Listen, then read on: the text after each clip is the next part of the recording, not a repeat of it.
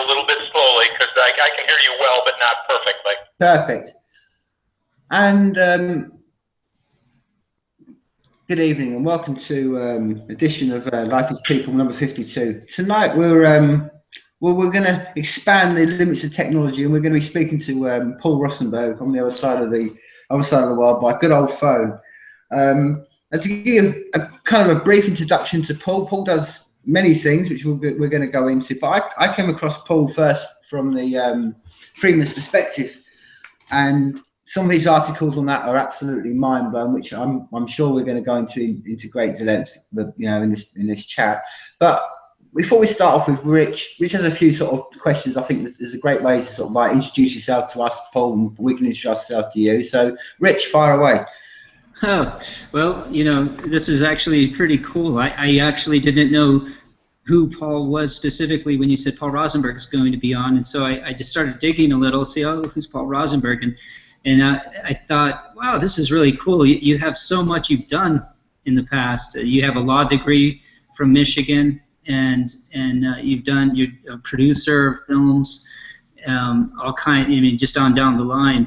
And I thought I'd ask you some questions that were. Let me stop you there. I'm sorry. There must be another Paul Rosenberg you're dealing with. Oh my gosh! Yeah, that's what Wikipedia does for you. Okay, so what part did I not get right? All of it so far? I'm not a record producer, and I don't have a law degree from Michigan. Wow, there's somebody that they put your face. I could have sworn you're not record producer. You're not a producer of any films. No. Wow, I was on IMDb and I could have sworn they had your picture on there. Anyway, okay, never mind all that. Okay. There are other guys with my name. Yeah, no, I thought I saw a picture, but yeah, I'm sure it's not uncommon to have that name. But okay, so let's step back. I don't know how much of what I've dug into has any basis. I know Shade 45 on Sirius XM is definitely you.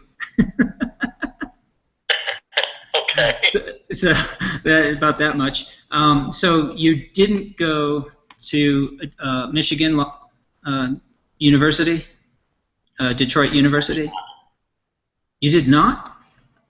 Wow. I'm gonna forward you some of these links because it actually there's some interesting stuff out there that I might not be the only one who did half-ass research. I think you put your name to some other stuff. So anyway. One of the things I was curious about with respect to like Shade 45, your station on Sirius XM, is I've been listening to other podcasts that talk about how Sirius and other satellite radio stations are really getting a run for their money right now when it comes to podcasting and web-based audio. Sorry, I need to stop you again. That's not me either. I think that's the producer guy. Whoa. Wow, this is really bizarre. Okay, so you don't have, because Shade 45. Okay, so let me step back. Let me step back and just let you. Well, let me start from the beginning. Now, Paul, I know Paul. Paul Rosenberg is based, as I said. I came across you, Paul, in the Freeman's perspective. Oh, okay. I'm sorry, I didn't mean to interrupt you, but okay, I know who you're talking about now. Sorry, Paul. I know who you are. Okay. What do you do, Paul? You can't get good hosts, can you? Right. So, like I said, I came across you, Paul, from the Freeman's perspective, and I've just put an order in for, which I would love to talk to you about as well. I've just put an order in for a lodging of Wayfaring men, which again I've read the sort of pre-synopsis and stuff like that. So maybe a really good place to sort of start was one of the questions I wanted to ask you was, well, how did you come to this sort of journey of path? I mean, I know that you've had some, sort of experiences to walk away, and you've written some novels and stuff like that. And was this something that started with you as a child, or was it a specific event in your life where you went, do you know what, I need to open up the world and tell the world more about freedom and hopefully wake us all up a bit? Boy, what an interesting question. Those things go back, and you really don't know sometimes where they start. I had several experiences that were really kind of foundational to me for what I do now. I I worked for years and years in engineering and construction and things like that, but I'll give you just a couple of them. Let's see, I was very, very lucky in my upbringing. My mother was an exceptional person, and she just instilled ideas in me, and not explicitly, but just from seeing the way she lived and understanding the way she thought and absorbing ideas from her. I grew up with a very clear sense of what I thought was right and what I thought was incorrect. And as it turns out, as I've gone through many years since, she was pretty much right. And I was very lucky to have that as a start. And because of that, a lot of things were more clear to me and easier for me to absorb than I think they were most people around me. So that difference, being able to see something and say, no, that's not right, while other people weren't sure, was really kind of an interesting way to grow up. So, that was really a foundation for a lot of what I do now. And then there were experiences where I realized how confused and messed up the world was. I'll tell you one in particular. I must have been 16, and I was in, my American high school. And somebody had posted the American Declaration of Independence up on the wall. Well, the preamble to it is magnificent. It really doesn't matter for U.S. governance. It has nothing to do with it anymore. But the preamble is really magnificent, and I read it, and it's a statement, really, it's a statement more or less derived from the work of John Locke. Mm-hmm. And I read it, and I was just struck. And I just happened to pass it, in the school, and for some reason stopped to read it. And I was struck by two things. Number one, just the beauty of what it said, and the importance of what it said. And number two, instantly the thought hit me, nobody believes this. Nobody really believes in freedom, that we ought to be left alone to do whatever we want as long as we don't hurt anybody, that we all have an inalienable right, and that we should be left to pursue what we wish so long as we don't bother anyone else. Nobody actually believes this. They say it, they talk about it, but they don't actually believe it. And that stuck with me, and that really is behind a lot of what I do now as well. Well, it's quite interesting you say that, Paul, because I think one of the things, and I've actually read in one of your blogs that you alluded to exactly the same thing. When you mentioned that you went to the Natural History Museum in London, and there was a sign that read, yes, sure. I've been there several times. It's a great quote that you know that I think it stuck. I remember when I first saw it, it stuck in my mind as well. And the quote went as, "This required organisation and administration. With expansion came social differentiation and the development of an appropriate bureaucratic infrastructure required to initiate and oversee the necessary public building programs." And it's exactly like you said. That's a text for suckers. It's how they've lied to us. They've always, and it was that was one of my wake-up moments when I started to see that, wait a minute, we've been lied to all our history, and that history has really been written by not only the winners, the victors, it's been written by states and bureaucracies and I'm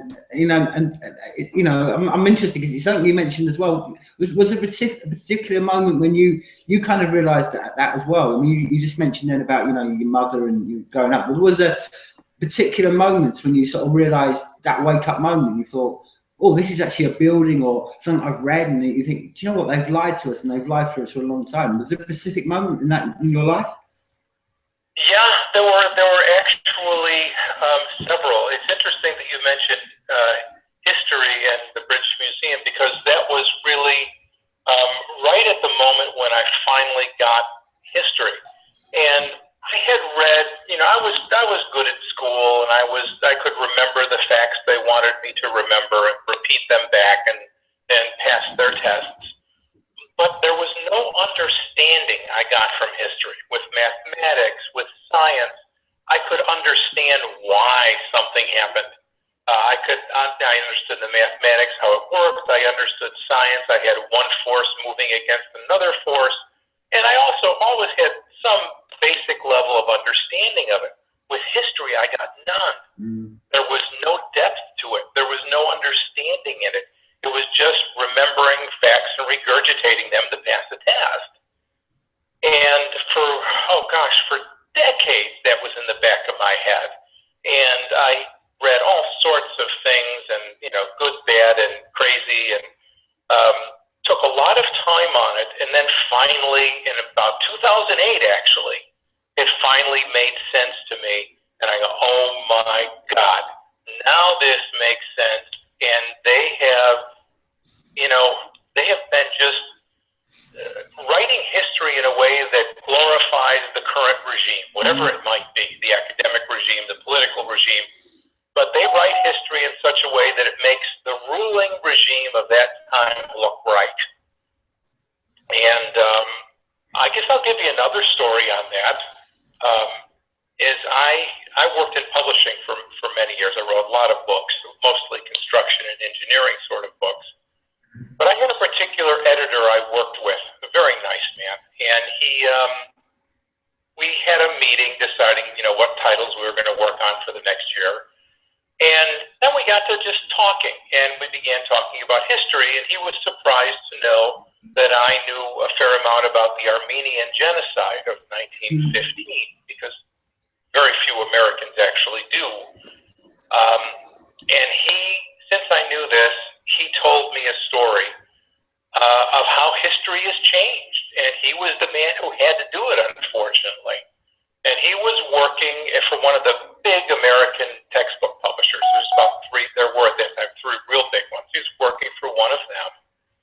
And he was editing a history textbook for high school. And he had put in about 2 or 3 pages on the Armenian genocide. I mean, this is, 1 million or 2 million people were systematically, murdered. This is a rather large historical event. And he put it in there, and one day he got a phone call from somebody at the American State Department. And he was shocked, why are you calling me? I'm a textbook editor. What do you want from me? And they said, well, it's about the history book you're working on. First of all, how the hell do you know what history book I'm working on? Second of all, what about it? It's a history book. And they said, we want you to cut back the section you have on the Armenian genocide. And the man was horrified. And he said, well, what are you talking about? Why? It's history. It happened. They said, well, we know it happened. But it's the Turks don't like it, and we want to keep the Turks happy, so we want you to take it out. And I'll leave you all the complications, but it ended up being reduced from 2 or 3 pages to 2 or 3 paragraphs, and that was a major victory that he got that much. And that's the way the history that we've read in many similar ways has been modified. Yeah, and it's, to me, I mean, I think one of the personal dangers I think about doing this is that, I mean, I can understand why any implements and instruments of the state or any ruling organization would want to write the history and write out things like the Armenian genocide or history that doesn't affect their way of how they're going to propagate and try to get the masses to do what they want to do. But I think the danger of all this, and this is why I even as a child I always got confused with this. And it's one of my, if you went to my school reports, it was always the history teachers that I ever did really well in, but it'd always be, he was always asking the stupid questions. He was always, because to me, history should always be about facts, because the only way we're going to progress this is how I personally feel as a species, as a human civilization, is if we know the truth about everything. Now, this doesn't only regret, like you said, doesn't only relate to things like, like the Armenian genocide. I mean, we talked about it many times in this podcast before. It wasn't that long ago that the Catholic Church were trying to hang Galileo for daring to say that the Earth didn't spin around the sun didn't spin around the Earth, sort of thing. These are dangers, because I think the only way we're going to advance into the future is if we know the truth. And I think that's with everything, but particularly history, because if you understand a little bit of history, which is one of the great ones I know you have got a very big interest in, and please expand this more, is this basically there's always a a general cyclical pattern of any empire. It rises, it has its golden age, and then it collapses. Yeah. Yeah, it's astonishing to see how really regular this pattern is. What happened to Rome is happening more or less to us. It happened to the Sumerians. It happened to the Greeks. It happened, fill in the blanks. It's a very regular process, and a lot of historians have commented on it. But it's really fascinating to see. Yeah, I mean, this is one of the things that's kind of always frustrated me, Paul, because over here we have the point. I mean, this is a particular proof of how history's been written and skewered. I mean, just generally over here we have particularly in the UK, we have the story that the Romans came over. They were this huge, great, big empire.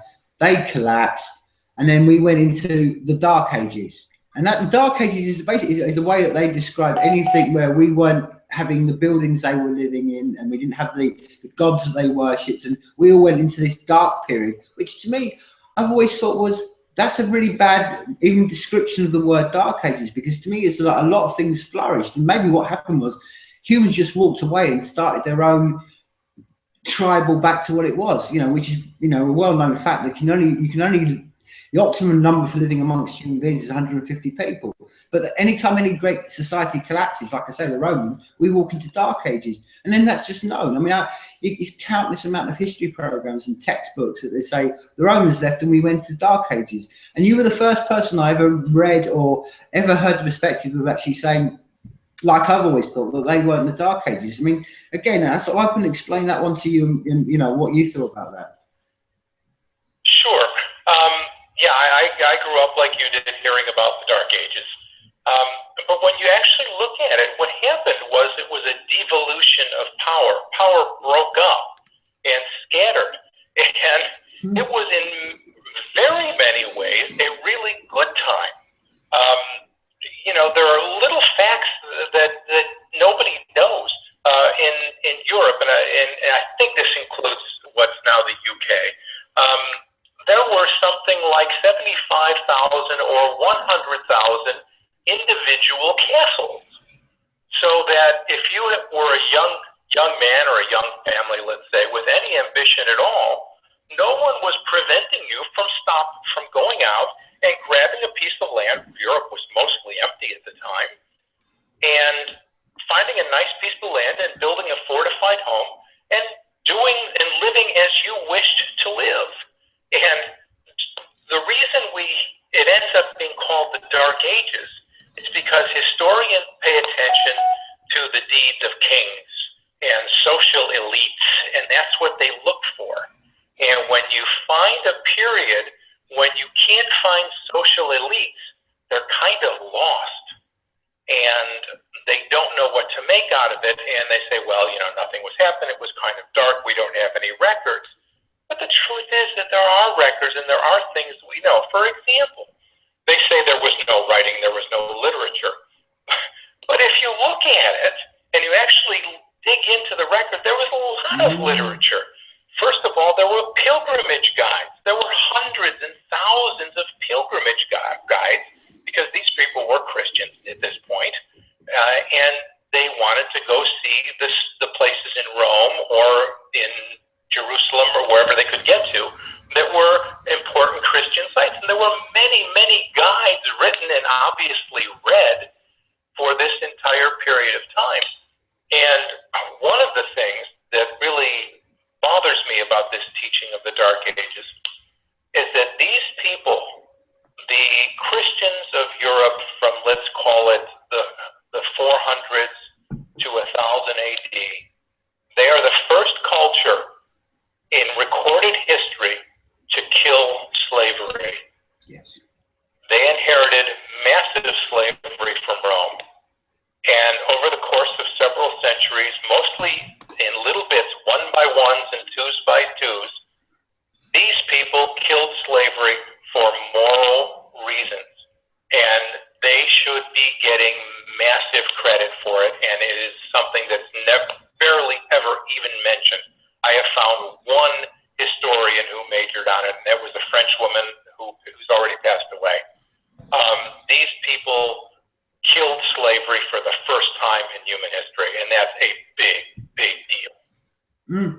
And it's just another, like you say, it's another perfect example of great events in the past that have been rewritten and reshaped. I mean, Paul, I grew up in a particularly Christian background, so I've kind of always known that certain history's been written when it was. And well, again, my father was a preacher, and one of the things he always used to say was like the strength of where the real church came from was back in the day against the Roman state. It walked away. It was almost like an original anarchist setup, that they walked away from the state of the Romans and said, we know that the state is wrong. We know that the Romans are wrong. Don't obey it. Walk away. Don't try to fight it. Don't. And ultimately, history has left us, that form of understanding about how to, walk away from society. That's why Christianity has flourished, and all the other countless religions. I've always seen it that were around at the Roman times. You don't hear about them anymore. I mean, it's that I know you've talked about, and I know you've got an interest in. I mean, again, expand that one more. I mean, do you think it was a particular almost a driving force of the early Christians, or do you think it was something that happened by mistake? Well, let me give you a few thoughts. First of all, you are entirely correct. Your father was a wise man. The Christians of the early period, they didn't do politics. They didn't try to fight Rome. They didn't try to reform Rome. They said, we're not of this. We are different. We are doing our own thing. They can go do what they want. We're going to do what we want, and we're not going to partake. And they created like I say, the most moral civilization that has ever existed on planet Earth. Now, it was by no means perfect, and it got corrupted over time, but they get credit for the good they did, and they destroyed slavery, and they did a lot of other good things. So I think that is really, when people say, well, gee, what's our model for going forward here? I say the Christians. The early Christians are our model. Whether you're a believer or not, I don't care. That model is the right one. We can complain all day and all night, and many of us do, about politicians. And it's not without some basis. I've complained plenty myself. But we can waste all our time doing that, or we can spend our time building better things and building a world our way. And I think that's a much, much better choice. Well, I mean, that kind of leads into, and I don't know whether that was actually the basis, for what your book, A Lodging of a Wayfaring Man, because again, I'm excitedly waiting till it actually arrives through my letterbox. But as I understand it, the thesis of that is exactly what you were just describing. It's where a group of people walk away and they start their own second life on the internet, and the state knows it can't win, and they have to sort of send some mercy in that, to subvert it, to sort of destroy it from within. Now, again, open up. Two questions. One, was that connected with the thought that you just mentioned then, that that is where that book came from, like you're saying, from the early Christians, or was it a separate thought? And again, just open up with sort of like, tell us what the thesis of the Wayfaring, the Lodging of Wayfaring Men is about. Sure. The book began from that sort of idea, but not from that one in particular. I had been involved with a lot of the cypherpunks and cypherpunk projects by that point, by the time I wrote this book. And I had, had a lot of thoughts on a lot of these areas, and I really felt like I needed to write this book. And it's the story of people who are separating from the world and doing it their way, and doing it the way that they think is right, with a lot of thought and a lot of concern for doing things the right way. And it's about their lives and what breaking away is actually like. Writing it was a lot of work. Novels are very hard to write, but it was really a tremendous joy. I still like the book a lot. And do you think with that book, I mean, again, you're obviously writing a book of fiction there in that sense, but you know where we are right now, and obviously you're involved in crypto hippie, and as you know, I've discussed with you in emails. We're in the process of building something with MaidSafe, which is again almost in line with what you're talking about. Now, I mean, again, it's only speculation, but where do you sort of think that this is humanity and this general principle is going to go to? I mean, I'll give you sort of two case scenarios. There's a very deep.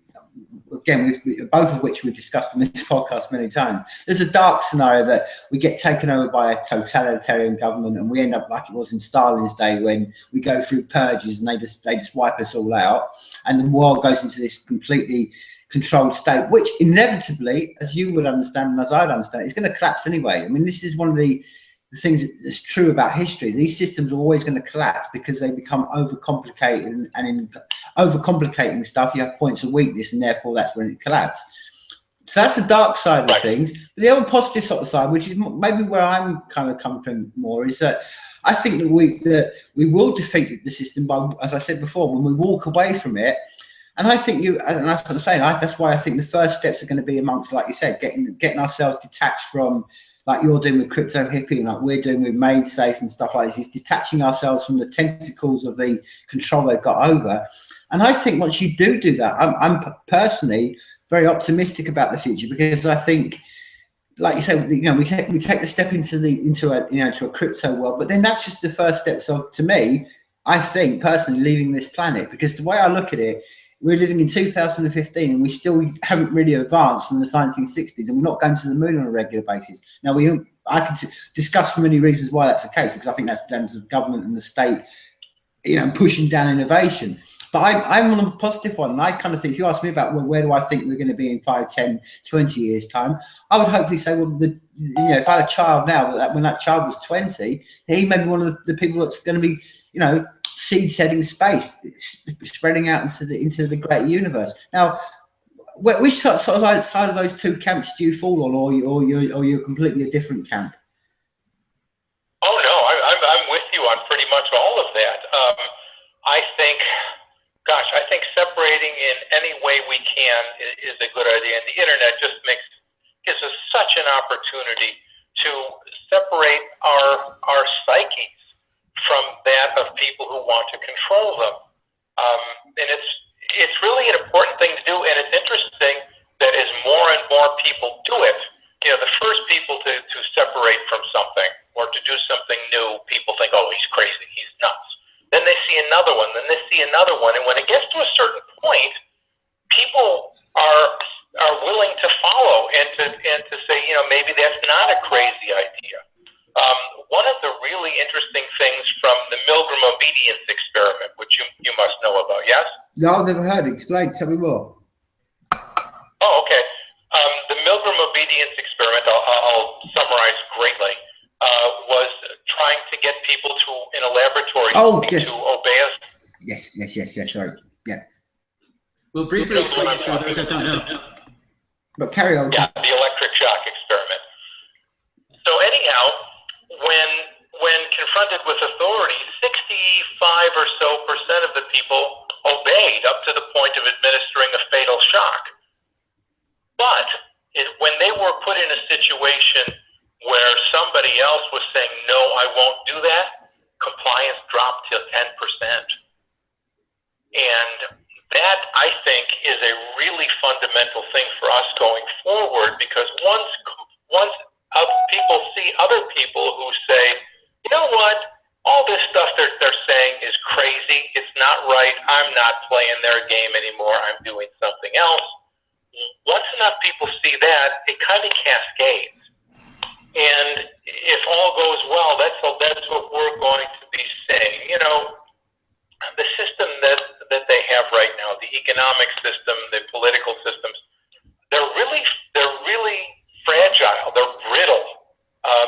These systems have been operating for the last, since World War II at least, have been operating with 100% compliance on the part of the populace. Call it 99% compliance.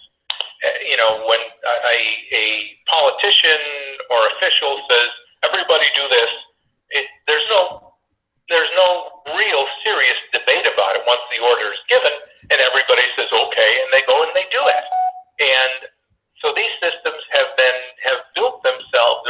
idea of 99% compliance.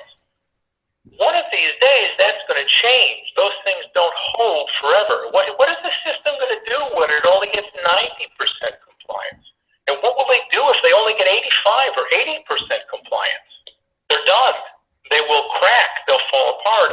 Local officials will start selling government property in order to survive, and so on.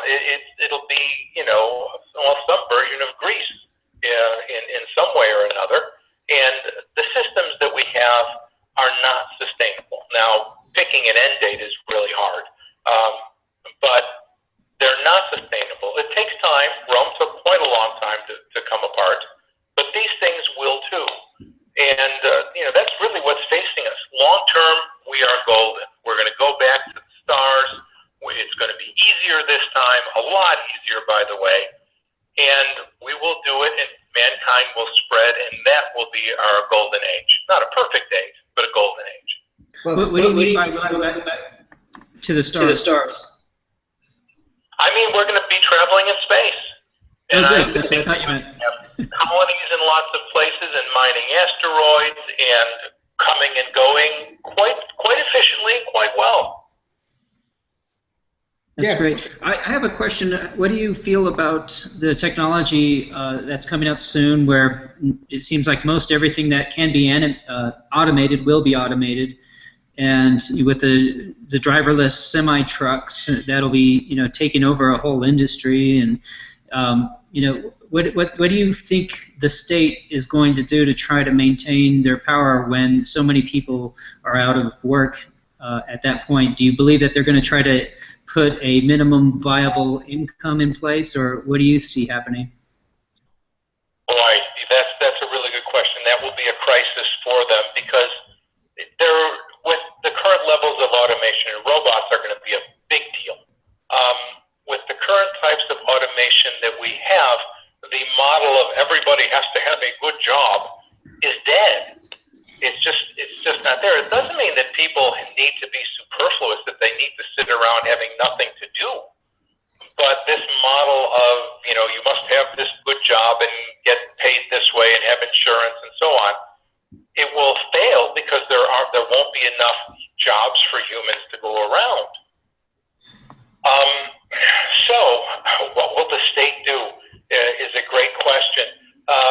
I think, for one thing, a lot of them want to reduce the population. How they do that is God only knows. I'm not sure they know, but I think a lot of them would like that. The thing that will be used a lot, because it's cheap and it's in place and they can do it right now very well, is massive individual control with systems that they call big data. Are you guys familiar with that at all? Mm-hmm. Could you explain it? Oh, sorry. Sure. Big data is analysis of huge blocks of data. When we think of doing a computer analysis, we think of having a database, and we search the database for whatever facts we want to know, and then it finds them and pulls them out and gives them to us. Big data is different. It deals with oceans full of data, and with special type of search routines, algorithms they're called. They find answers to questions, and they can analyze things and test things. In other words, if they find out that person X responds to something, they can test it and see how long they respond to it. How will they respond with these other factors involved, and so on. Facebook, about 3 years ago or thereabouts, did a massive experiment on 685,000 of their users, without letting anyone know, of course, where they tried to manipulate people to see if they could change their moods by alternating the wording of their news feeds, and it worked.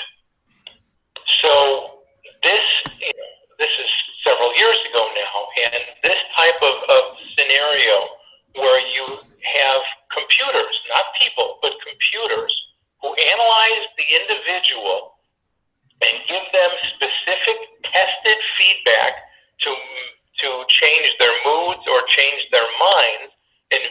ways is already going on.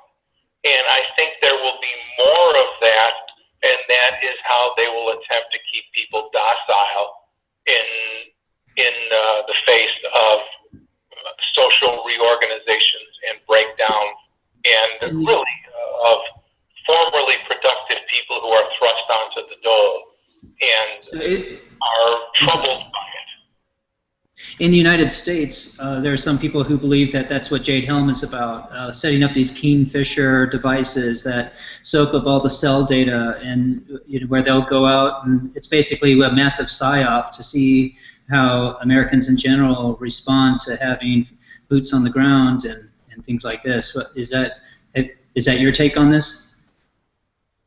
That sounds like a legitimate, it sounds like a sensible take on it. I really don't know. I haven't looked into Jade Helm in any great depth, but that sounds like what they would do. And in particular, Texas, because if things are going to go bad for the government of Washington, D.C., the people who are most likely to break away are those areas that have their own sense of identity. And that would be Texas and Utah, that have a different sense of identity. Most Americans think of, I'm an American and I'm also from Kentucky or Florida or wherever, but a Texan says I'm a Texan. And the people in Utah, very strong majority are Mormon, and they align with their faith more frequently than they do the government on the banks of the Potomac.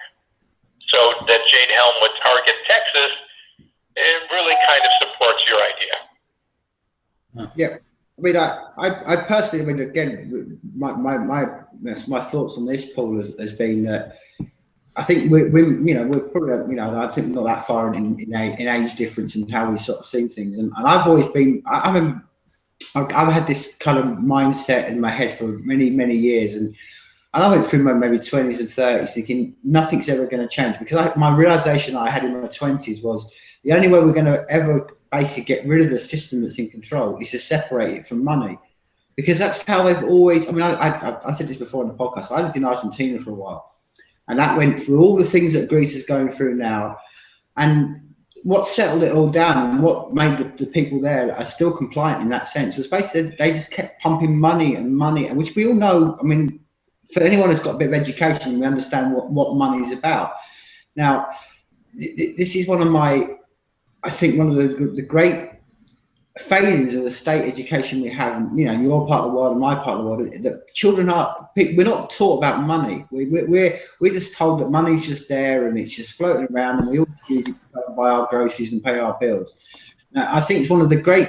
I wanted to talk to you about it as well, because I'm just a man with a question of a stupid shovel trying to find answers. I mean, give me your sort of. I mean, again, how much from what you know? Where did all this, this sort of derive from? Because I again, going back to what I know from my childhood, I mean, one of the things that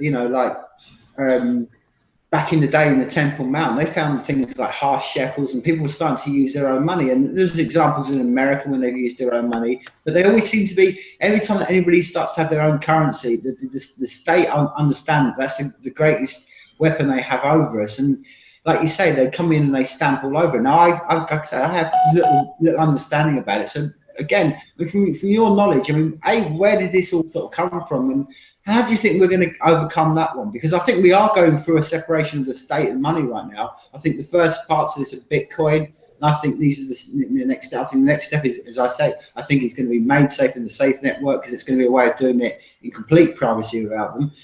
But as history has taught us, and as you probably know more, the state's always got a comeback. They're always going to come back on this, and we don't walk around now using shekels in Jerusalem, and they don't use some of the coins that have been in America. So give me your overview on where where you think money came from, where you think it's going to go, and how you can basically the one that I'm often asked by a lot of people is they say, oh, it's all well and good, all your ideas about safety and privacy and freedom. I get all that, but but the British pound has served me well. You know, it makes, and you have to explain to them about how much inflation's gone through the roof and stuff. So again, I mean, these are my sort of point of thoughts. So we'd love to hear your thoughts about money just in general. Sure. Let's see where to begin. You know, money is a tremendous tool. It's been used since, well, far back as we can really tell, just because it makes transactions easier. We don't want to trade, corn for leather, because you might not need my corn and I might not need your leather, but money works for everything. So it's a tremendous tool, and traditionally, it was chosen, the tools were chosen for, reliable factors, that they were divisible, that it would endure, that it was rare enough to matter, so we ended up with gold and silver most of the time. Paper money is, depending how you structure it, there's nothing particularly evil about paper money. But the way it has been structured in the last few hundred years, it's astonishing. It is a system with graft or built right into it. The American system I understand fairly well. Yours over there is very similar, so as I understand it, but I'll talk about the American system because I can discuss that better. The way dollars are made, I had heard for years, people talking about, the Federal Reserve and what a horrible thing it was. And, I didn't have time to research it immediately. I mean, we all have jobs and we have bills to pay, and I was busy doing that, and I never had a chance to get really into it and examine.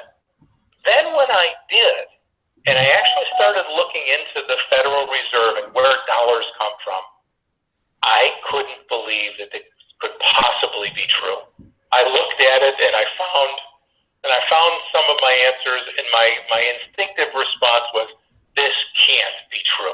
That's not possible. They would never do this. It couldn't be. And the more I read, and I ended up finding a document from the Federal Reserve. I think it's called Modern Money Mechanics. And in this thing, in very difficult language and surrounded by, needlessly complicated accounting terminology, if you can wade through it and go through it slowly, you find out that it's all a big game. Dollars come from nothing at all, and the big banks skim from every dollar as it's being made, not after, but as it's being made. And I'm looking at this and going, oh my God, nobody knows this, nobody understands this, and it can go on at some length of how crazy the system is. But another part of it is that these big bankers, and I'm not talking about your local corner bank, I'm talking about the central banks. These guys, they can make all sorts of bets against all the currencies and everything else, while at the same time they're setting the interest rates that make things go up and down. I'm going, my God, myself and two or three of my friends, if we had that power and we wanted to be malicious, we could, end up being billionaires in a very short period of time. And for reasons just like that, that's why states need to control currency, and they don't want competing currencies, because it gives a tremendous amount of power. You can enhance ventures, you can pull ventures apart, all by changing the currency, pumping more in, taking some out, moving the interest rates this way, moving them that way, and it's a tremendous amount of power, and it's particular power against any opposition that you have. So states really, really, really want to keep this power, and they fight very strongly against getting rid of it, which is why that Bitcoin is having a lot of pushback from state power, because some of these guys are figuring out that Bitcoin is just goes completely around their system, and they have no control of Yeah, here's something I heard recently with respect to Bitcoin. You know, I listen to Let's Talk Bitcoin regularly, and there was a person who deals with regulatory issues in Europe, and she had a lot to say about the New York bit license. And it's very interesting, of course, how I guess anybody, I think in your position, probably saw it coming that they were, if they couldn't control it, they would regulate it in such a way that only their friends and partners could take advantage of it, which is basically what's happened with the bit license. You're looking at $250,000 to $500,000 just to get started with a proper bit license, with all the attorney fees that you'll have to make sure you're in regulatory compliance and yada, yada, yada. And it just makes it to where only the big money can now play with Bitcoin at the highest levels, according to the New York bit license. And what I think I see happening down the way, we're looking at a possible fork in the Bitcoin network, where you'll have a Bitcoin Lite, L-I-T-E, like the Bitcoin in its original, you know, the beautiful thing that libertarians love to look to as a possible way away from state powers. And then you'll have XBT, which is the new Bitcoin, which is going to have the larger blocks, 20 megabyte blocks, and that'll be what's traded on New York Stock Exchange and NASDAQ and the like. And this could very well happen over the next year. Nothing's set in stone, but it seems to me that the people I've spoken to who are really intimately involved with Bitcoin see this as a possible future for Bitcoin, basically being divided into two. The interesting thing is not to worry for people who have Bitcoin, because now you'll have, if it forks, you'll have Bitcoin on both Bitcoin chains. So if you want to take your money out of one and put it in the other, fine. So you're not out anything. So no, you know, so this isn't like to fearmonger about the end of Bitcoin. In fact, it's probably going to strengthen it in some ways if it happens like this. What are your feelings on that? Well, I think that's quite possible. I don't think it's going to happen too fast, just because getting all the Bitcoin developers on board with something, there will be holdouts and things like that. So I hope it doesn't happen anytime soon. But it's quite possible. As much as a year or two ago, there was a very good paper that went around, I think it was called Bitcoin 2, and it was about forking the blockchain. And it's a real possibility, because, you know, Bitcoin had a real problem a couple years ago, and that problem was that all of a sudden it spiked. And, you know, there was nothing wrong with the price going up. It was very convenient for the people who held Bitcoin. But what it did is it got everybody who looks for get-rich-quick things to jump on board and to get an interest in it. Oh my God! It went from you know, pennies to $1,000. This is a way to make real money. Let's get involved. And you got people in who didn't understand what the hell it was. You know, Bitcoin is not an investment. Bitcoin's a revolution. It's a completely different system. It's not like other monetary systems. It's completely different. And it doesn't work the same, and it doesn't support the same people, and it's not going to work the same. So what happened is you got all these, a variety of types who just didn't get it. They just got it because, gee, we can make a lot of money fast. And you've got investors, and you've got all sorts of people jumping in on it. And that's the problem. Bitcoin's other problems, which there are. Bitcoin's not perfect. It has weaknesses. But all those other problems could be handled. When you get all of a sudden 10,000 people throwing millions and millions of dollars and trying to turn this thing into something it is not, that's a problem. And that's what we're facing right now. You know, and I should add, and I by the way, I think I like Bitcoin, and I want it to really do well, and I think it will. I think it will fork if it has to at some point. And I think it'll continue. And the cryptocurrency idea, whether it's Bitcoin or some new better type of cryptocurrency, is not going away. But it's, you know, worth adding that there are other electronic currencies work with Bitcoin. There's people that work on what we call side chains, where you can trade Bitcoin and gold and silver or whatever off the blockchain and resolve it to the blockchain at the end of the day. So there's a lot of other really cool things that are going on. This is one area that really is exciting, because this is, as we were saying before, this is something separate. This is something that has broken off of the controlled culture and is doing its own thing. And I'm thrilled with Bitcoin because the cryptocurrency genie is out of the bottle. And even if they can kill Bitcoin, the idea is not going away. And we've got it, and we have a tool now. Yeah, I mean, exactly, Paul. And I think one of the things that I've always said about Bitcoin, I think it's just like I said before, it's a starting step, and it's one of the reasons why I got really personally excited when I heard about the Safe Network, because it fell into what I was trying to say to you earlier on. The way we advance as a civilization, hopefully we can go exploring space, is to basically walk away, and for that to happen, we need somewhere where we can have the idea of privacy, which is something that's become, and we discussed it many times in this podcast, it's something that's become almost alien to most people now. I mean, I don't know how many times you've been to the UK or the last time you went, but I mean, I live in a country, Paul, where I'm surveilled in every street corner by every camera, and it's almost become if you ask someone under 15, they just think, well, privacy is basically, there is no such thing as privacy. We give it all away. They've learned, like you said before, they've learned to give all their stuff away on Facebook. You know, every part of their life is walking away. But to me, privacy is really essential, because you need privacy to have. That's what I'm saying. If you have a private network and it's completely out of their control, it means things like the Armenians, going back full circle, what we're talking about, things like the Armenian jail, the massacres and stuff like that.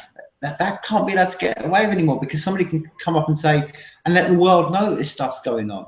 And this is what really excites me about, that we're living in. When I saw BitChain, I thought, this is Bitcoin and all the blockchain and stuff. I thought, this is brilliant. This is just a first starting step along the way. And Made Safe and the Safe Network is another step along the way. And I'm sure in 5 years' time, there's going to come something else that's going to come along. And these are all just steps taking us away from the central control, which, as you described it many times, we are, and this is why I think we have to. People are in this world right now. We're either asleep or we're awake, and I think the ones that are awake are waking up more and more people on a daily basis, because they realise how important it is. Because the system, as you quite rightly know, to basically be asleep now, you have to be almost comatose, because you see Europe collapsing, you see countries all around the world collapsing, and that we're in that wake up moment. And I think, like I said, Bitcoin and the blockchain, these are all just advancements down the way. Now, I don't know how much you're aware of what's going on in the Safe Network, and just generally someone who's, because one of the things I said to one of the guys who's developing our platform, I said to him, go out, and I pointed him towards your keynote speech you made at Libertopia in 2010 when you were talking about this.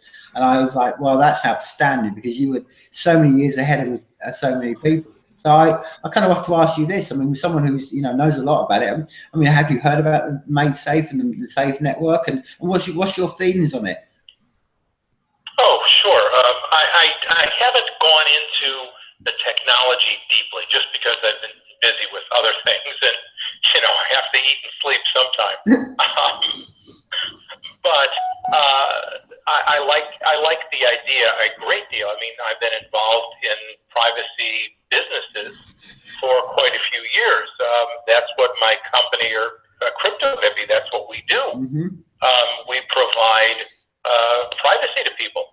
We do, I'm not sure exactly how Made Safe's doing it all, but we do the same sort of thing.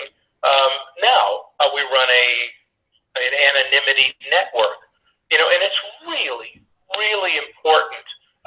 One of the things that people don't understand is that anonymity is necessary for proper human development. And that seems to a lot of people to be a strange idea at first, but here's why.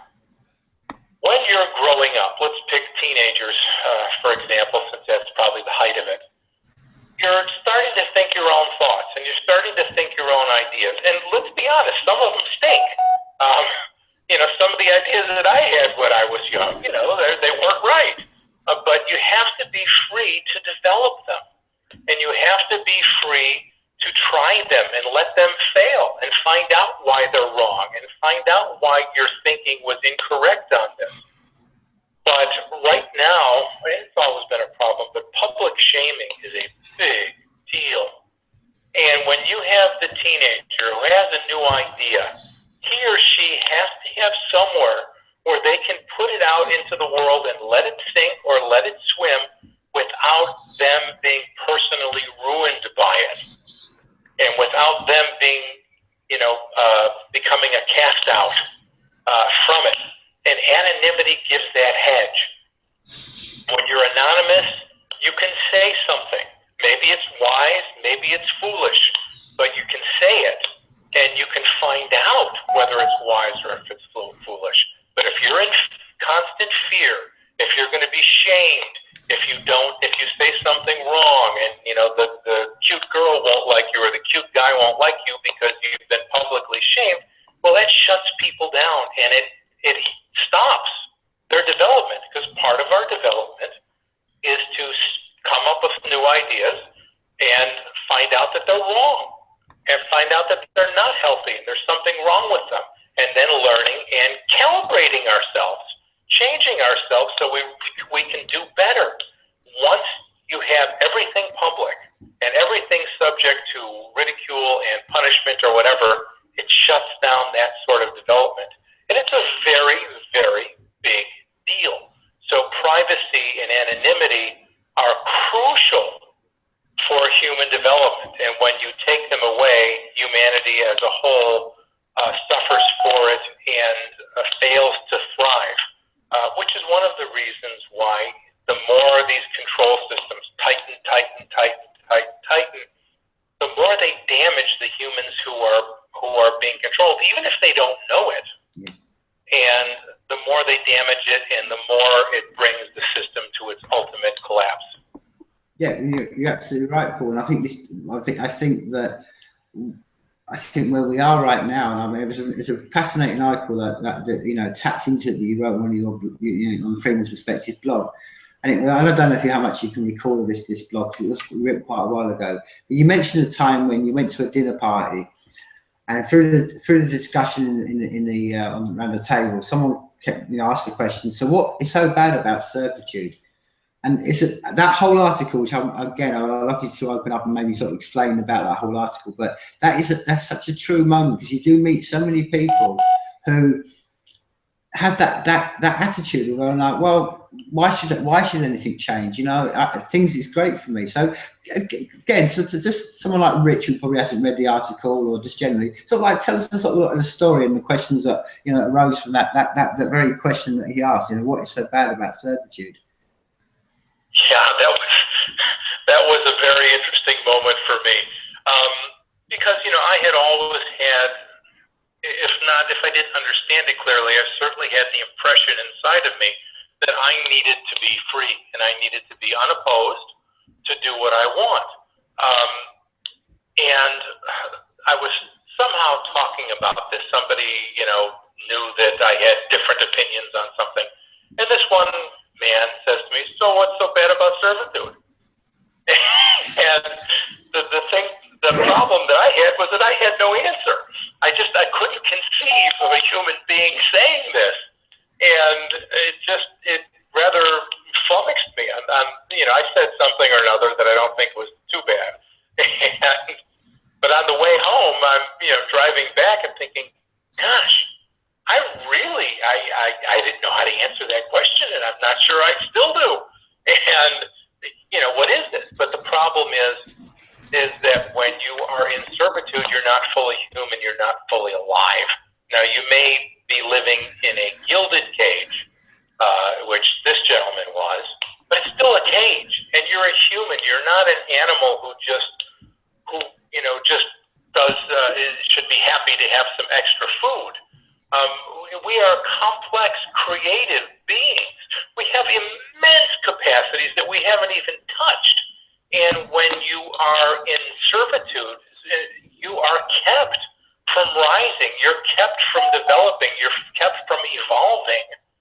And when you choose servitude, especially if there's any kind of understanding, people say stupid things all the time, but if you understand to any extent, you're really, to put it in religious terminology, you're sinning against your own soul. This is great. I don't know if you want to do the reset on the call. I just thought I'd mention it. I'm sure it's on your mind. Just keep going on. Okay, great. I love what you just said. Yeah. First thing that came to my mind is if somebody said, "What's wrong with servitude?" is to kick off my shoes and say, "Okay, massage my feet now." It's like, but everybody has their different levels of what they're happy with doing for somebody else. And I did actually read one post that you had made. A frank letter to the homeless man under the bridge, and I really enjoyed reading that because I'm not a contractor, but I do get jobs sometimes where I need people, I need help, and it's one of these things that gets very interesting very quickly because even though where I live is supposedly a right to work state, there are so many things I am unable to do legally. And that just bind me to a degree where, it's not so easy for me to go out and say, hey, I need extra hands on this job and to do it in such a way where I'm following the strict letter of the law. And it's frustrating and it makes me angry and it's just unethical and it's not right. So I totally got what you wrote there. And I was happy to read it. It gave me an insight into who you are, not the Paul Rosenberg of M&M fame, but the Paul Rosenberg of Zen economics. So anyway.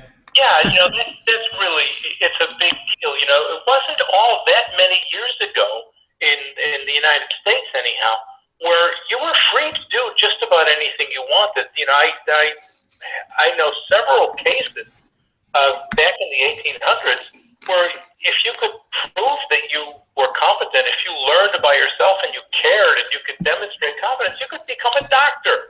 You could easily become a lawyer. At one time, not that long ago, here in the United States, you could become an engineer, a professional engineer, without having to get all the approval certificates. I actually knew the guy who was the last engineer in the state of Illinois to be licensed without having to, do all the, so many years of university and so much this and so much that. He just demonstrated competence, took a test, and became an engineer. But you can't do that anymore. All of these things have been put through professional regulation departments. You can't. Business isn't fun anymore. I have a friend of mine who has been in business all of his life, and we have very frank discussions. And he says, Paul, he says, business isn't fun anymore. He says, I tell my kids not to get into our business. When I started, it was fun. We had a gas. We made money. We did things. We bought buildings and we did all kinds of stuff, and it was fun. And I would take my kids to work with me and show them what we're doing, and what we're going to do here, and what we're going to do there, and how it'll be better. He says, I don't want them to do it anymore. I want them to get out of our business, go do something else, because every time I turn around, I got forms, I've got complications, I've got inspectors, I've got this. He says, it's no fun anymore. And that's exactly the way it is. And one of the least fun things about it is having employees and having to deal with tax compliance and all that. It's just not worth it anymore. One of the things that jumps out at me is and you've probably met Brian Sovereign personally, I imagine, having gone to different freedom functions. Like, you said you spoke at PorcFest? I have. I'm not certain. Okay. Well, anyway, Brian Sovereign has a podcast called Sovereign Tech, and he speaks of System D pretty regularly. And System D, it comes from a French word, I don't remember what it is, but it basically stands for a word that means something along the lines of making do with what you have. And System D is also another term for the underground economy, or not a black market, but maybe the gray market economy that operates somewhere between legal and illegal, simply by virtue of not asking for permission from the state to do things.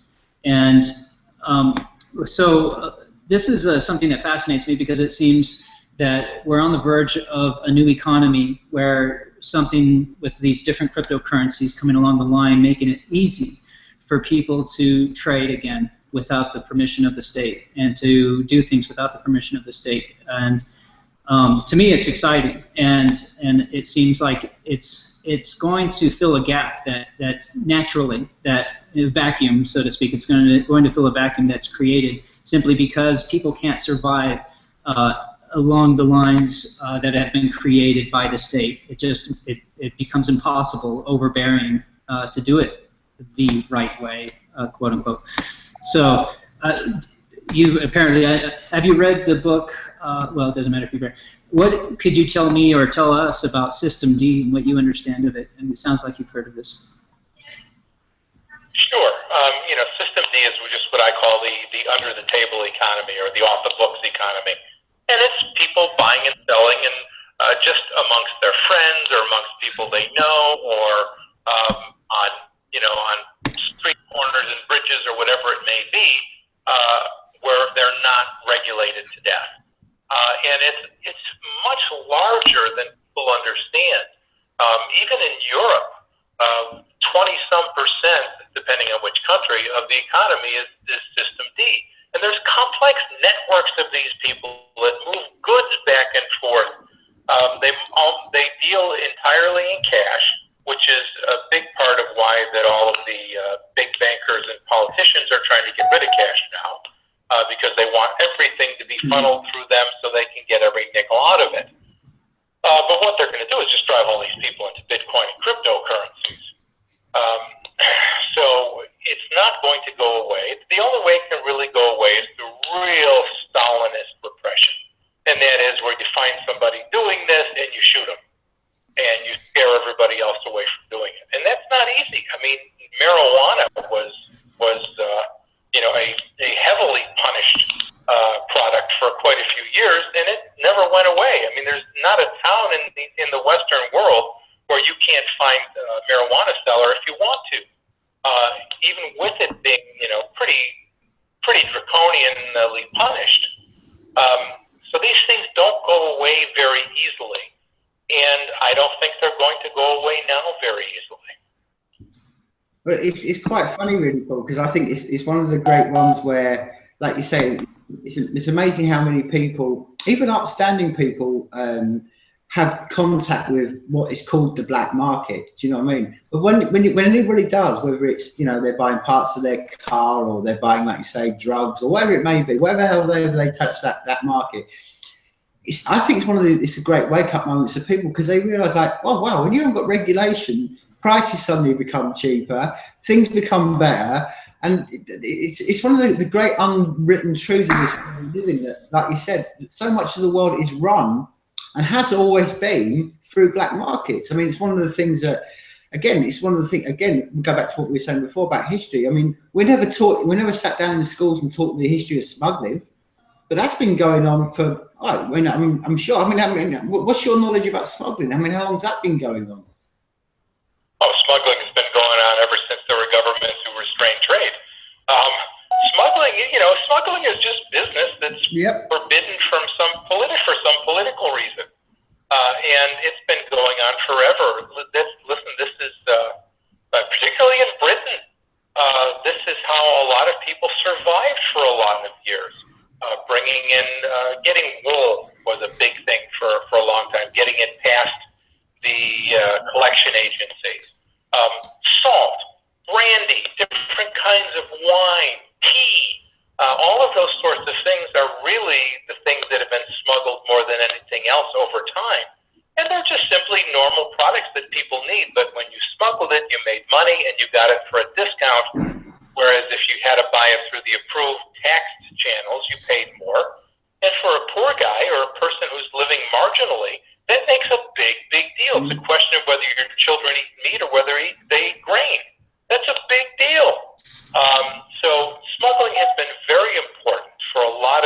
and I really can't see it going away. One of the interesting things that people learn about black markets, and then, you know, what is a black market? What is, you know, just what's forbidden, what you're not allowed by law to buy and sell. Sometimes it may be stupid things like cocaine, but a lot of other times it's, you know, food. So one of the interesting things you learn about when you actually start working in black markets is that the service and the reputation of everybody is a bigger deal in a black market than it is in a regular market. The people care about their reputation a great deal, and if they screw up, they fix it for you right away, rather than saying, "Yeah, well, talk to my lawyer." Yeah, exactly. And I mean, it's always been fascinating to me, Paul, because as I said before, I mean, it wasn't that long ago that people were going to the black market. It wasn't cocaine; it was Bibles being smuggled into behind the Iron Curtain, and it's always the same thing. And you know, we look back at it now and think, "Oh, what? People couldn't read what they wanted to read." Yeah, but this is the thing: whenever you get middlemen involved in anything, once anybody steps in the middle between free trade between people, this always happens. And then you know what happens is that they start with a small thing. I mean, what was the famous one? And again, I don't know who made the quote, but there's a very, you know, there's a quote I've heard many times about the American Constitution. Is that, you know, you give the government, you know, that 1 inch, and before you know it, it's taken over everything. And that's basically, we should never have formed any governments in the first place, because they're always going to bound to expand, because people know they can, like you say, they can step between what is called the black trade or the free trade between human beings, and like you said, where reputations count and no lawyers count, and suddenly you put a middleman in. And you know, I don't know who made that quote about the American Constitution, but it's so true. I mean, you're the perfect example. I've always been fascinated by America. I've always held the basic idea of what American stands for, especially being, you know, half sort of Scottish and understanding about how they felt about the English as well, as a very great thing. But you know, what witnessing is a perfect example of what you would describe earlier on. It is that, you know, there's an empire, and it is in the point of collapse, and I think that has come from, because you've allowed something, which I said, that quote said, you've had a, you know, minute government, which the whole of the Constitution was set up for, to have as minimum government as possible, to now. I mean, you put an article out today, Paul, and I think this is relates to, and I'd love you to talk about this. You put an article today, and again, tell the figures. What was the exact figure you gave about how much of a child born in this today, how much they would be in debt? Oh yeah, depending, you know, on how exactly you run the numbers, a child born in the United States today is 600,000 and change in debt. Just to pay back the bills of previous generations. And right now in the States, only, well, let's make the rough numbers. Let's call it about half the people in the country are working real jobs and doing real things, and about another half are on some sort of handout. Everything from traditional welfare and food stamps to Social Security, but only about half are actually plugged into the system and contributing more or less. So if you say that, you know, maybe my kid will be one of the productive half, which I, you know, certainly want them to just for their own sake, you want to be productive human beings, then that's $1.2 million that they're in debt to, you know, for the state's debt. And, you know, because all of them are secured by taking tax money. That's where it really comes from. When you trust the United States with a bond, you give them your money to buy a bond, you're trusting that they're able to collect taxes from people and give it back to you. That's what the deal is. So, you know, the numbers are just insane right now. It's beyond out of control. But for the moment, it's easier for most people to ignore it, saying, well, I can still use my dollars to buy groceries at the corner, and I don't want to think about it because it's scary. Yeah. I mean, Paul, I mean, obviously you discuss a lot, and I know a lot of your articles and stuff. You know, and obviously because that's where you're based. You're living in right now. You are the emperor. You are the American in general right now is as it is well known for. It's a policeman of the world, and it's the one that we see as generally in the world as the top of the tree. Now, as you know, behind that we've got places like China and Russia. But again, and I'll give you just and I'm no intellectual on this, you know, to a great any level and stuff. But No, from what I've understood, you know, I've done a bit of research into Chinese history and stuff, but generally the Chinese aren't expansionist. You know, the same could be generally argued that the Russians are not overly expansionist countries. I mean, particularly the Chinese, they've almost, can be described as almost like the whole of their history, which goes back thousands and thousands of years, has always been one of basically, we look after ourselves, we're like a big tortoise shell, and sometimes we retreat inside it, and we have times of, you know, like they had you know, the repressions from communism and stuff like that, and other times they come out themselves and they show themselves off, but they've never really been generally a civilization that wants to go out and sort of conquer the world. I mean, I know right now they do a lot of trade with Africa and stuff like that. And again, I'm not painting the communism to be any ideal, because I think it's one of the worst. It is the worst dictator to have been on this planet. But I was just generally wondering that. Obviously, we would all hope that the new wave, that it'll be the last of the empires. But if it wasn't to be the last of the empire, and like you said, I mean, it's one of the analogies over here that America has just fallen off a cliff, and how you haven't hit the ground in the last year is amazing. I mean, I don't know how you've done it. You've driven off a cliff of your financial system and haven't hit the floor. You're in suspended animation. But as you know, it's going to collapse. So it's a kind of two-party sort of like question I'd like to add to you. One would be, what do you think will happen to America when it does go that way? Will it go what you kind of see in all the movies and, you know, the TV? Not that, you know, I'm a great watcher of TV, but the general one is that it'll all go like Mad Max and everyone's going to go survivalist and all this kind of stuff. And that's one area I'd like to know. And then the second one, which is kind of what I was trying to allude to in the first place. Do you see any of the empires that are out there, like the Chinese and the Russians? I mean, what do you think that they would do if America collapsed in the next 2 years? Do you think they would come in and take over America and try to teach everyone Chinese? Or do you think they would just be generally sit back and how do you think the world would look under a Chinese government? Wow. Okay, let me start with the second question. If America collapses, I don't really think the Chinese and Russians are going to expand that quickly. They'll pick up pieces that they can. They'll make a lot of alliances with former American partners. But I don't think they're going to just begin taking things over. That's kind of an old game, and it really doesn't work anymore. The game now is to build networks of control rather than, you know, going in with troops and taking over and making everyone live your way. It's to take over control without taking over the palace, if you will. So I think they would expand to some extent, but not that much, because they have their own problems and some pretty big problems too. So I think they would make a lot of alliances, but I don't think they would become terribly expansionist. Now, for the United States, the collapse here is not going to turn into Mad Max survivalist stuff. It might turn that way in certain small areas. I mean, I wouldn't want to live in a ghetto when the United States collapsed and the welfare check stopped. That would be bad.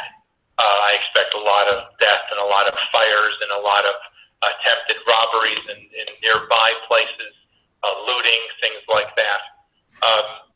But while let's say we had just a complete boom collapse, it was done. No more bosses, everyone goes away. Things would be chaotic for a certain period of time, number of weeks maybe. But, you know, people still know how to do everything they used to know how to do. The guys who know how to make refrigerators still know how to make refrigerators. The people who know how to fix cars still know how to fix cars. They're going to want to fix cars. And they will find ways of trading with one another. They will barter if they have to. They'll use old dollars if they need to. They'll use Bitcoin. They use silver. They'll use gold. They'll trade computers. They'll trade whatever. And people will find ways of continuing. So the very biggest companies, the big mega corporations, they will have more problems because their business is built upon government partnership and getting rules passed to keep their competition down and to regulate their business. The small companies are going to thrive. You know, again, there'll be a certain period of days or weeks where it will be chaotic and scary, and the news will be showing you every drop of blood they can find. trying to, regather power, things like that. It'll be crazy for a little while. But in terms of business, it'll just be a number of days or weeks at the most before, well, here you are. I've been running a machine shop, let's say, and everything goes crazy. Well, what am I going to do? Well, I want to run my machine shop again. And, there are people who need to fix cars and they need parts, and where do they get them? They get them from a machine shop. And they'll figure out how to trade with each other, and things would very quickly go back to a pretty good case. Well, I would probably go beyond that, Paul. I mean, I tend to be very optimistic. I think if you took away the regulations, we would thrive, because it's one of the things that, and I don't know particularly much about America, but I mean, walking around some of the streets in Scotland, and some of these houses are lovely, stone-built old houses and stuff. They're all built by carpenters and plumbers and stuff, because they had money back in the day. That's what people don't understand, that money is theft. They've stolen it from us. Like you were saying about the child who's born into debt, it's taken from us all. And it's exactly, again, this is one of the history lessons we haven't learned from history. I mean, one of the reasons the Romans, as I again understood it, the signs of their collapse was that their money was just being chipped away. So you can dig up coins in the UK, and they got completely, they've literally been chipped away because that was all it was. And this is what happens, isn't it? But out of that's what we started with this podcast. I think not only would we manage to go on, and I don't think it'd be a mad wax, and we totally agree with you. I think we would thrive. I think we would look back at it as a kind of like, wow, we've woken up from a dream, and wow, look how much better we will are, because we'd have more money. Would you concur with that? Oh, I absolutely agree. I mean, look at it now, whether on this side of the pond or on yours, if you're a productive human being, the state is taking from you half of what you earn. At least half. So if everything collapsed outside of the momentary chaos, you're looking at an effective doubling of your income immediately. That's a very, very big deal. So think of your lifestyle. What you could do, you could take vacations with your children. You can buy more things that you need. You can do all sorts of things and invest in new businesses. And you're right. If you look at the great old homes in the old cities, and it's the same here, they were built by carpenters and bakers and longshoremen and things like that, because before about 1910, people kept their own money. There were no income taxes. There were no sales taxes. There weren't these sorts of things. And the hardworking young man could go out and make money and come back with enough money to build a house and start a family. It was a very effective way of life, and it was quite possible for an average guy to do this. And now it's essentially impossible. If you get very lucky, 1 out of 1,000, 1 out of a few hundred, whatever, can pull something like that off. But it used to be that just about everybody could. There were sad cases, and things went wrong and bad luck, just like now. But in almost all cases, if you worked hard, you could do something like that. Now it's almost impossible. Yeah, I mean, I think what frustrates me, Paul, and has done for a long time in my life, is been that because of the way we've had, particularly over here, we had the Reformation, and we broke ourselves from the Catholic Church and stuff like that, and then there's been one step of control over another set of control, and we've arrived to where we are now, where we're talking right now. And what's always sort of frustrated me is that all they're doing, all that's happened through all these conditions, they've separated us from what we are as human beings. We live on the earth. We're born to the earth. We're going to go back to the earth. That's inevitable unless we leave this planet. But generally, we've got a mortality about us, and they've bred us to become very weak. You know what I mean? Where we become weak-minded. I think we become weak-minded in the sense of we don't understand. Like you said, we don't even understand the concepts of money and looking after each other and stuff like that. It's almost become, I think the analogy I've always used, and I'd love to see what your thoughts are. I've always sort of seen that it's like the Wizard of Oz. We're living in a projection of someone else's nightmare. And the real world, as we know, and I say this because I'm a bit like you, and I know you travel around the world a bit. When you do go around and see other cultures and see other people, you realise that Do you know what? All the stuff we're fed over here that, oh, without government, without control, everyone's going to go to, you know, like you say, is a pot, and we're all going to be bandits and we're all going to be cutthroat savages. You go around the world and you see tribes living amongst 150 people, and do you know what? They have decentralized justice, which works a lot better than our justice. They have decentralized money, which works a lot better than our money. You know, and you realize that, you know, maybe 2/3 of this world are actually living right now in a more free state than we actually are fed to believe that we're leading to. And especially in America, you talk all the time, you're free, you're free, you're free. And I think that's probably why Americans are probably one of the hardest people to wake up, because they've been told they're free all their lives. But if they went and traveled outside their country, they realize that, you know, the average person, maybe even right now in the middle of, I don't know, let's pick a country, in the middle of some Estonia, probably someone in Estonia has probably got more freedom right now than the average American, but the average American might understand that. Oh, I'm sure they do. Estonia has a lot of things going for it. You're right. People are taught, oh, we're this, we're that, and it's rah rah, hooray for us. You know, people are always overly eager to praise themselves.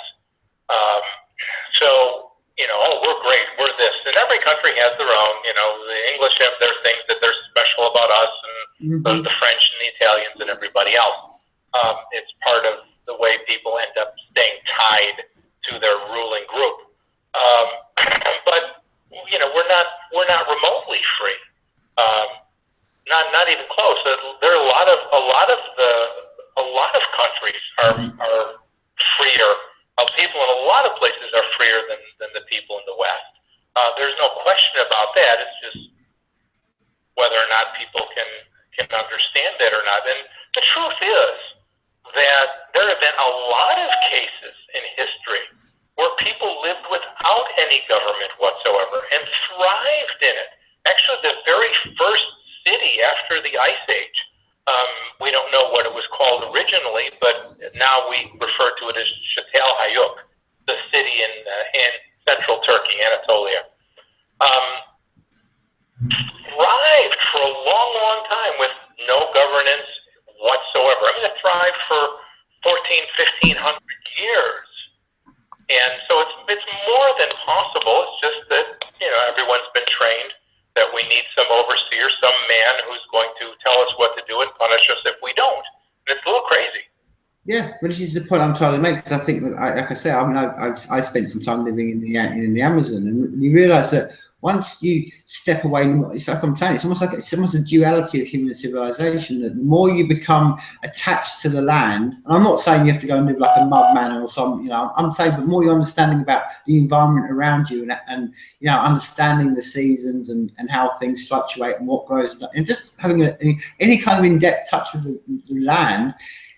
That gives you more freedom. And when you that's one of the things I felt when I remember flying back from Amazon to UK, was like, oh man, I'm living somewhere that I'm completely free, and I can, you know, literally roam wherever I want to roam, and there's no laws, and there's no little jungle police and chasing me around with, you know, guns and stuff like this. And I'm going to go back to a country where I'm going to be surveilled on every corner. I know my phone calls are being tapped, are being watched on the air. So, you know, it's just what I'm saying. What gives me great hope is, Paul, is that 2/3 of the world are actually living like that right now. A lot of this world are living in these tribal situations, and they don't have, you know, even in some of the most oppressed countries. I mean, if he said Venezuela, for instance, you think, oh, what a nightmare. So, and it is. It's an absolute nightmare of a country. But the people living outside of Caracas are living completely done.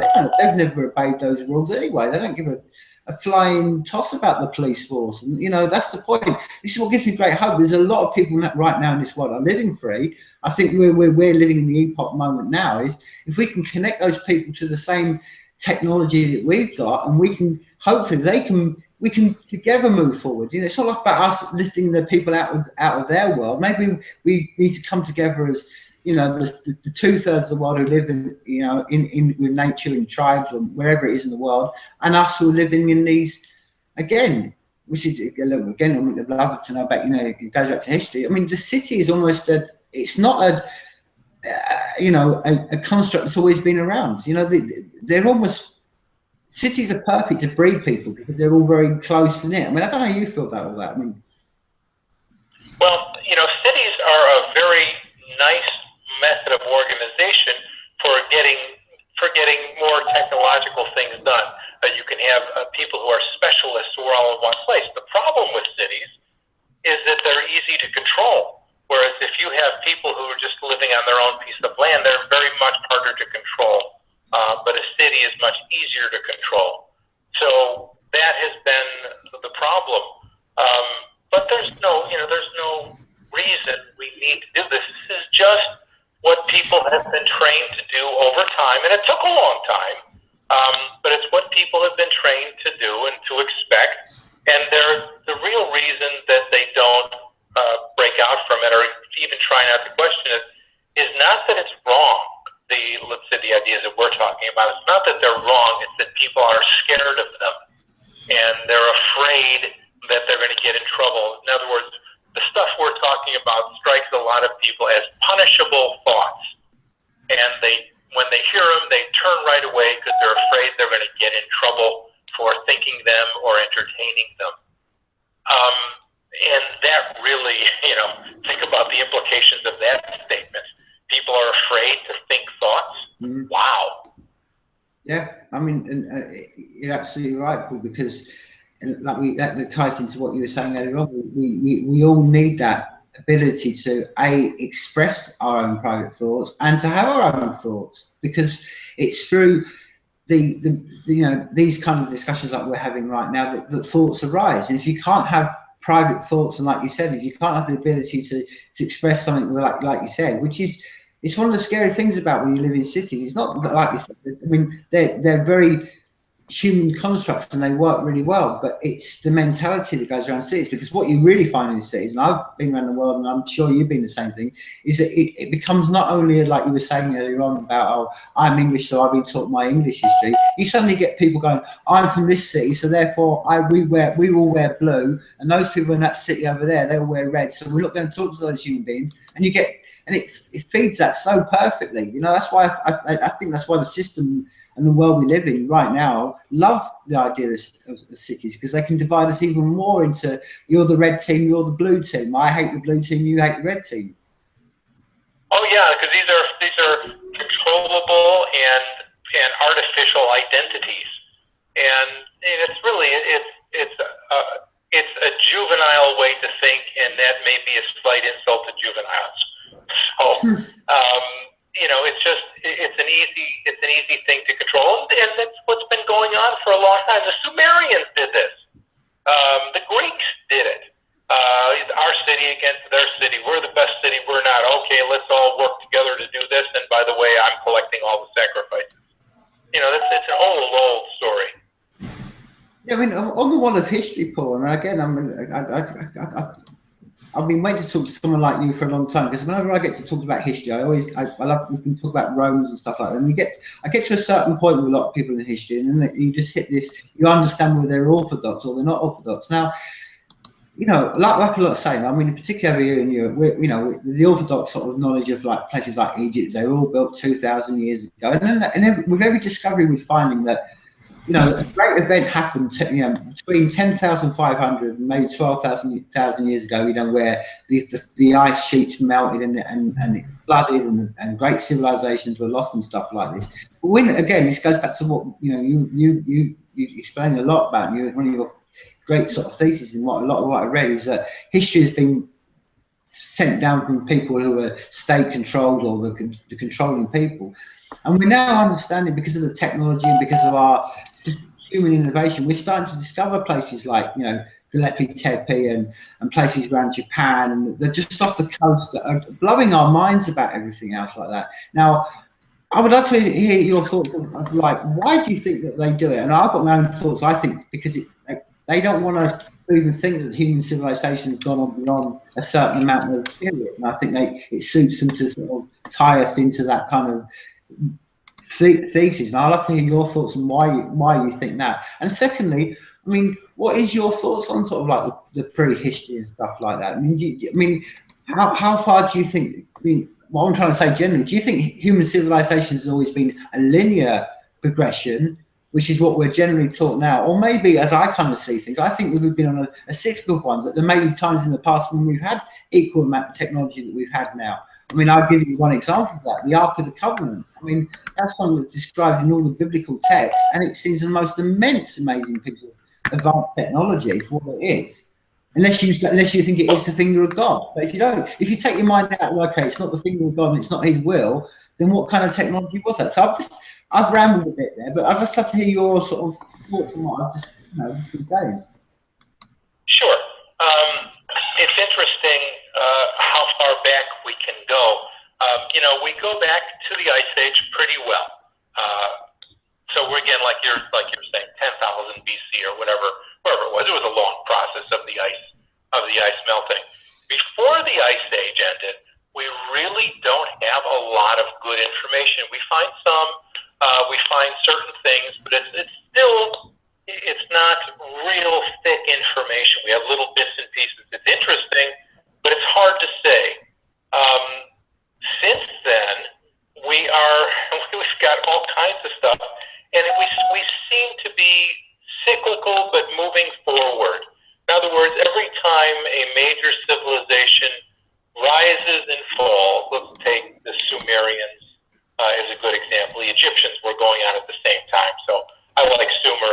I like it as a better example. We have the Sumerians who rise and fall, and then they go away after about it's a long explanation. I won't go through the whole thing. And then after them come the Greeks. Well, the Greeks are starting at a higher level than the Sumerians started at. Then the Greeks go on and they fall. And the Romans take over for them and they fall. But then Europe comes up, Christian Europe, and it starts at a higher level than where the Romans started. So if, let's say, we get another major collapse in the fairly near future and get a new complete devolution of power, the ones we typically call dark ages, the people at that time will start from a higher level than where the people in Europe started. Now, I don't really think that's going to happen this time. I think the systems that we have will break, and I think a new civilization will rise up underneath in many ways after the same model of the Christians of the, let's say, 6th, 7th, 8th, 9th, and 10th centuries AD. So I think that's really what's going to happen, and I think that will really be a wonderful, wonderful time, and it may be soon, I hope.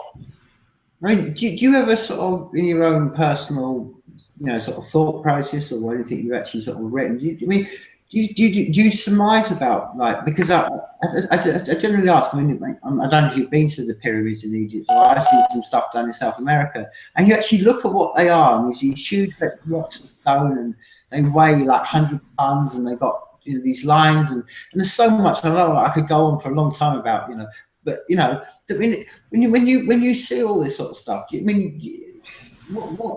how does your mind take it? Do you go into the camp? I mean, there's a general camp that's, there's aliens and they handed down technology, or that we have got there beforehand, or it was just done through brute hard force. I mean, what's your sort of thoughts when you sort of, you do look at some of the stuff that, like the pyramids and these great blocks and some of the ancient structures that have been built and things that we can't do now? Where does your mind sort of go to on that?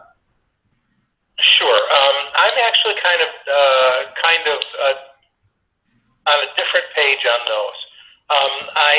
I've considered all of that some years ago, and I'm really under the impression now that I have seen very little of that stuff that I really say we couldn't do now. A lot of those things, I've looked into them, and I found them to be kind of excessive in their claims. But listen, those people then were just as capable as we are now. So could they have done things that we can't do? Of course. One of the things you learn in history, there was a theory some years ago. It was famous in a book that humans really weren't entirely conscious till 1000 or 2000 BC, and it's crazy because if you actually get the chance, and I did this at the British Museum, by the way, they had a bunch of cuneiforms from 23, 25, 2700 BC, and you read them, and they had the translations there. God bless them. And you read them, and you see that these are really fine minds that produced these things. I remember one of them in particular was the record of a doctor, and this was 25, 26, 2700 BC. And he wrote down on his cuneiform of what he was doing. And he said, I have so many people in our town that have this type of disease, and here's what I've tried. I've tried mixing this and this and this, and 15 out of 30 improved. Now I added something else to it, and then I got up to 17. And then I tried these other things, and only so many improved. And it was very logical, very scientific. It was lucid. It was intelligent. And it was wonderful to read a man from the time of the pyramids, who was a bright, thoughtful man. And when you read things like that, you say people are people, not only no matter where, but no matter when. Yeah. And they had fine intellects, same as now, with minor differences. Yeah, I mean, can you imagine the amount of knowledge that got lost, Paul, when Genghis Khan burnt down the Library of Alexandria? I mean, it scares me at times. If you had a time machine, that would be one of the places you'd want to go and gather everything you could out of there. We don't know what was in it, but boy, there was certainly a lot of it. We'd sure like to be able to read it now. Yeah. No, I'm very much in agreement with you. It's really nice to have sort of actually someone who reflects exactly what I thought, because I think this ties into one of your, and I don't want to be blowing smoke up your ass, but I think one of your best articles I read recently, the one where you said about gurus, and I think all this hocus pocus around all these areas is just guru stuff, because you can come up and you say, it's this and this and like I say, even the people who are not religious and maybe try to think of themselves really open-minded and all this stuff, they can get lost by gurus, whether it's Van Daniken and his idea of aliens landing, or whether it's some theory about well, they all had these. No, like you said, it's great to hear someone that, like you said, we've always had great minds as human beings, and it's been the reason I think a lot of it isn't known, and I'll have to hear your thoughts on this, is because it goes back to the whole idea that certain information when it goes through gatekeepers, is never going to be passed on. They only want to pass on, like I say, I understood this as a child, that the Bible was just put together by certain texts they wanted to put together. They left certain bits out. I remember being a child and said, why can't I read those books? Well, they're not the God's chosen. What do you know what I mean? And I think this is one of the, if we can get to a point, which I think we are now, and that's, I think it's one of the things that I think you're probably trying to do with cryptography, it's just to get this information, so it's not for our generation, we can pass it on to future generations, so the knowledge that we know right now can be passed across without being going through a middleman and being lost, because like I said before, and as you were just saying, I think that we've always had the knowledge there, it's just been lost by gatekeepers, haven't it? It's wonderful right now to have Wikipedia, where you have, I don't know how many thousands or millions of people posting things. There is so much information, so easily accessible, that has not been available before. You can now do a search, and anybody can find out something that just a little handful of people knew for all these years. And it's up there. And yeah, it's a lot to go through, and yeah, it's going to take time for all of these facts to kind of percolate through the populace. But my God, you can find almost anything on the internet these days. It's astonishing. Years ago, I'm old enough that I began writing books, and I did my research at a public library.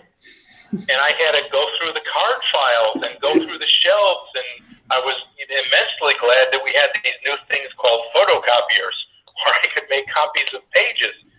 Now, I can go to the internet and I can do hundreds of pages worth of research in an hour. It's magnificent, and it really is going to have tremendous continuing effects. And and not just what people know, but eliminating the BS that they thought they knew. Yes. It's a big, big deal.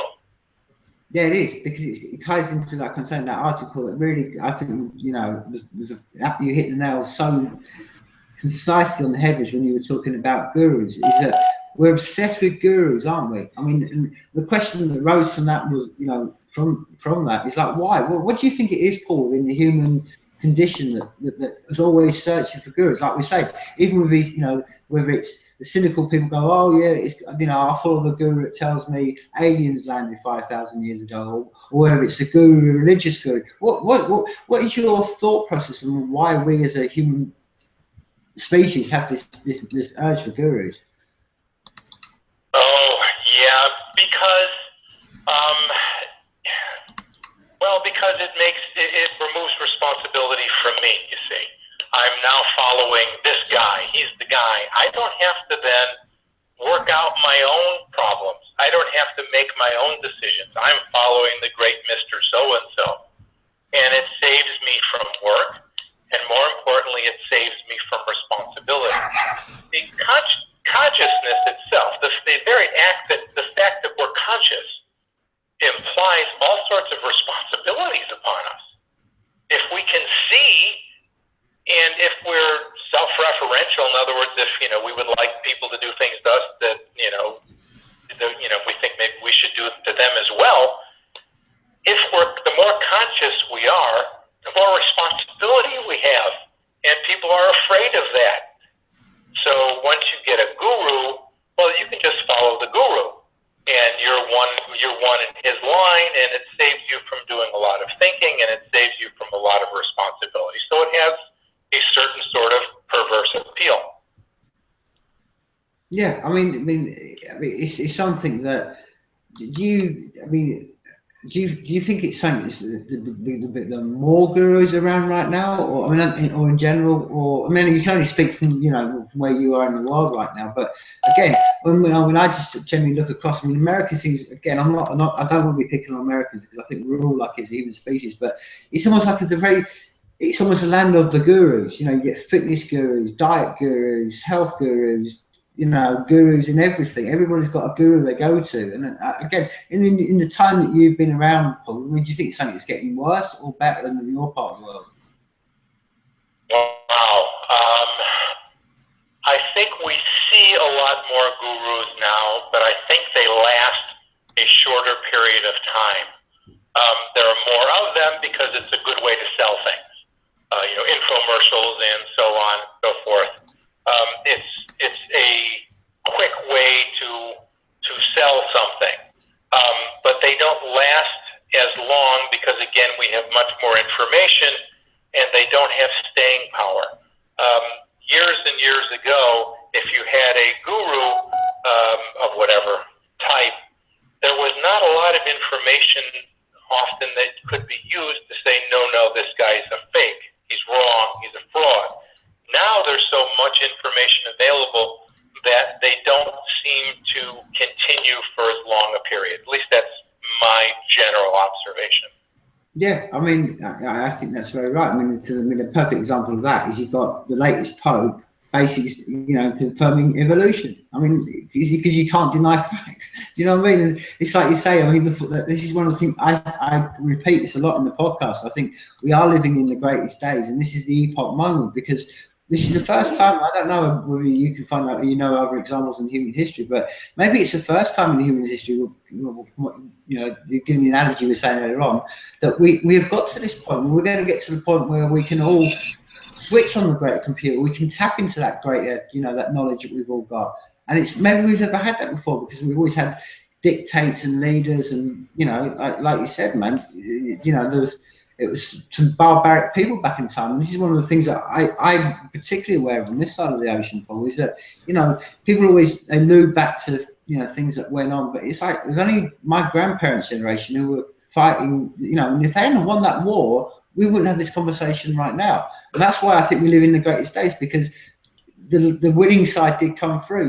We're not all speaking German, and we're not all living under a Nazi dictatorship, and it's allowed us to get to this point. And I think we're in a flowering moment, and I think if we can just see this through, and if things don't go dramatically wrong in the next 5 years, which they could do, like we were saying earlier on, they could have the purge, they could come take us all away and put us all into fear. But I think if it doesn't, This is what I'm trying to say. I think we're living in the greatest days, because I think that no point, as I can sort of see it, ever in human civilization, have we've all got the ability, whether it's a kid in Africa or me, you in Chicago, or me in Scotland, we've all got the ability to communicate, express anything else, and gain knowledge. And that's why I think it is the greatest days. I don't know how you feel about that. Oh, I think that's a big deal. We have this ability we have nowadays. The amount of knowledge we have is just immense compared to, gosh, even when I was young. It's an immense amount of knowledge. Now, we have other problems now. Now we're living in an age of peak distraction, where everybody is just, they're looking at flashing images day and night, and most of it is utterly meaningless. Well, that probably won't continue forever.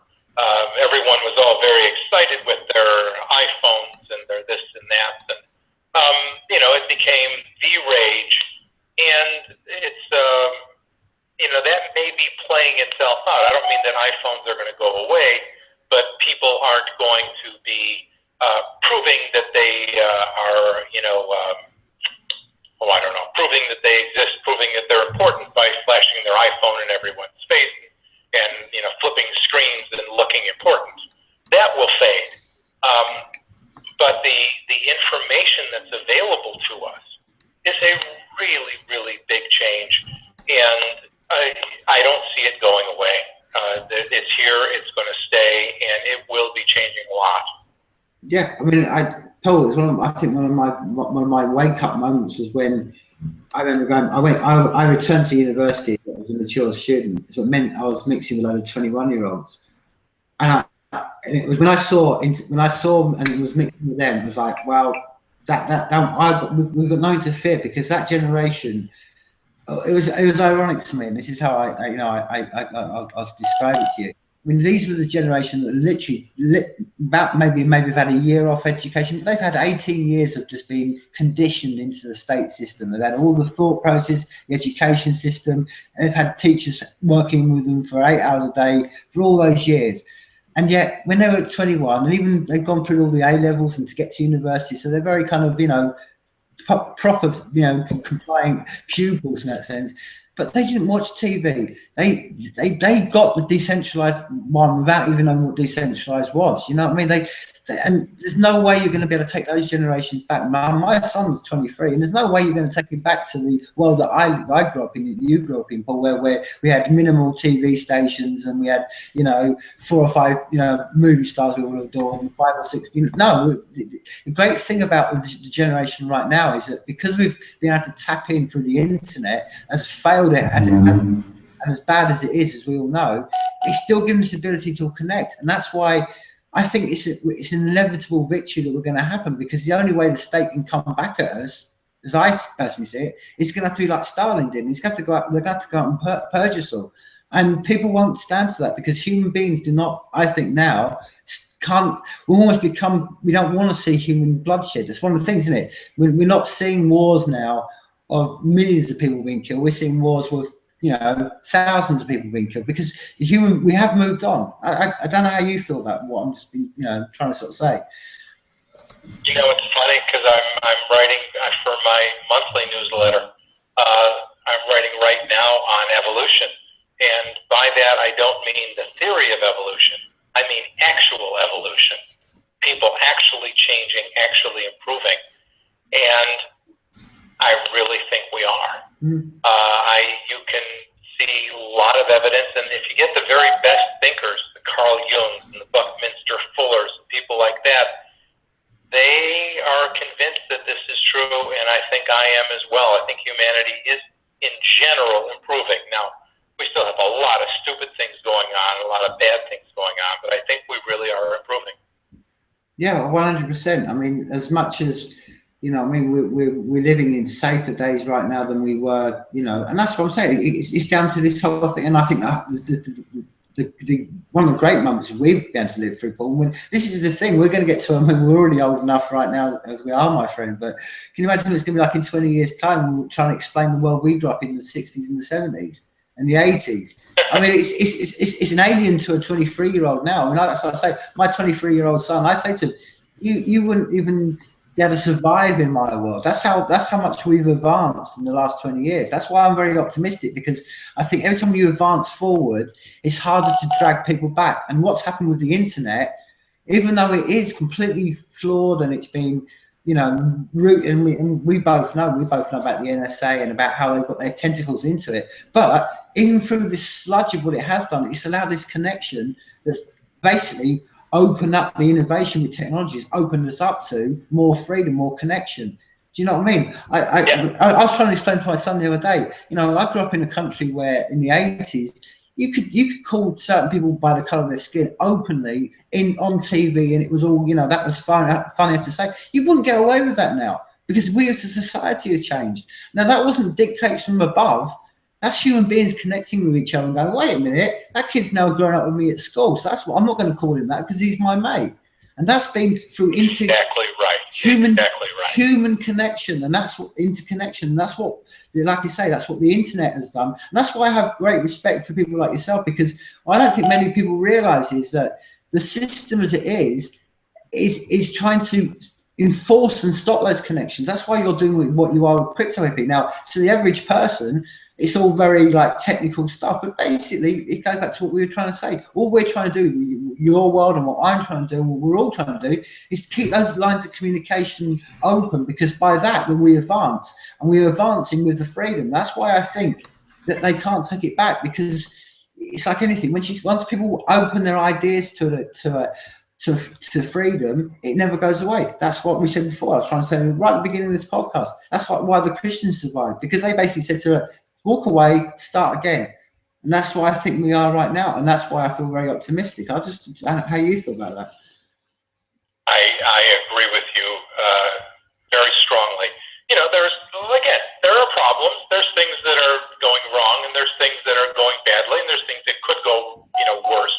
But that's always the case. There's always problems. This is, you know, a very mixed world. There's good and bad going on at the same time. So there's things that could go wrong. It could go badly any of 10 different ways, but it could also go well. And it is in many ways going well. And, you know, we have to grab onto it and enjoy it when it does. Yeah, because I mean that's the thing. That's the advantage that someone like myself and you, Paul, with a bit more, you know, miles down the journey. We know. That's what I'm saying. We just know. I mean, like I said, this. I mean, it never will fail to amaze me that I can sit here in Scotland and talk to you in Chicago, and I've got someone else on the end of the line who's in New Mexico. That to me is mind blowing, and that's all been done. This is one of my greatest, one of my great trump cards when I say to things about, you know, when they say, you know, particularly over here, because we, like I said, we're conditioned now every day about regulations, and everything needs more tighter regulations. And I say, well, the fact that we can have this conversation, or I can talk to that as it is when I'm talking to people in Australia, and say that's because the one area they haven't regulated, or very little, has been the technology industry. Do you know what I mean? That's why you can have a smartphone now that costs absolutely ridiculous.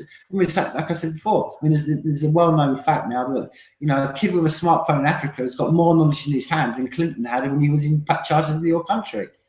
And that's become, and that's through. That's absolutely true. And that is through deregulation, which is, you know, because they haven't put their tentacles in that stuff, you know? Every time something new comes along, it takes them a while to regulate it and, what we say, rope it back in and to get it back under control. And so as long as new things keep coming, positive new things keep coming, they have a hard time grabbing them and controlling them again. And some of these are going to be very, very hard for them to control, and it's too much, and they will fail. Yeah. I mean, one of the things on that point is, I'd love to hear your thought process, because you particularly, you know, you're crypto hippie and stuff. I mean, just one thing, let me point it. I got to go pretty soon. Okay, cool. No, I just want this is the perfect way to wrap this up, then, because I just wanted to generally, again, I want to try to be looking forward and you know, thinking forward. I mean, one of the questions that you must arise with you as well. What do you think? Because I have the fear that we've all got the internet as it is, and like you say, we can remain safe in what we're doing with crypto. We can make ourselves, you know, in autonomous networks. What is the one area from the years of experience you've had that we should start looking away from, trying to take ourselves off these fiber connections that we're on right now that are controlled by corporations. Was there any sort of innovations you've heard of recently, like wireless or free meshing or anything like that, that you think is, for people like who listen to this podcast, maybe interested, we can find out more about? Oh yeah, I love mesh networks, local mesh networks. You can just use it with regular Wi-Fi equipment, and set up a local mesh, and then connect those meshes with whatever lines you get in between them. You can use anything from fibers that aren't being used, or piggybacking on somebody else's fiber, or you can do something called packet radio, which is a real good way to send signal back and forth. And we had, in the early days of the internet, we had real good technology for it that's still reasonable. The one that I've used or know best is called FidoNet, and it's communicating. It's just not. It's just communicating asynchronously. In other words, if you send somebody a message, they don't get it in 10 seconds. They get it in 10 minutes, and that's fine for most of the communication we do. It's not fine for telephone calls, but it's fine for most of the other communications we do. And you can do real well with that, and with mesh networks and with other links as you get them. So I like those a lot. Perfect. Well, Paul, I'm very aware, and I'm particularly with someone like you. I'm so grateful that you managed to give me some 2 hours of your life, because I know you're a very busy man. So I feel very honoured. Before we go, let's let people where can they go out and find about your crypto hippie and about Freeman's perspective. Where's the best place if they want to contact you, reach you? Where's the best place to find you? Sure, just go to freemansperspective.com, just the way it sounds, or and that's really where I run my newsletter. You can always, there's a service address there. You can always they take care of messages there. And then cryptohippie.com, CryptoHippie.com, and that's the privacy service that we run. Perfect. Well, like I said, Paul, it's been an absolute pleasure to talk to you tonight. And well, let's make this the first of many, because I think we scratched upon the surface, but I know there's a lot more. I know that we could spend a lot of time talking, but we'll definitely come back to this at some point. And like I say, thank you very much for your time tonight, because I know you're a busy man. And it's a pleasure meeting the real Paul Rosenberg. Thank you. Likewise, very much. Well, I was about to say, because now you can go away, Paul, and you can make some more rap videos, eh? Okay. With the real Paul Rosenberg, please stand up. Perfect. Well, like I say, from this edition, like I say, with the excellent Paul Rosenberg, I like to say, life is people.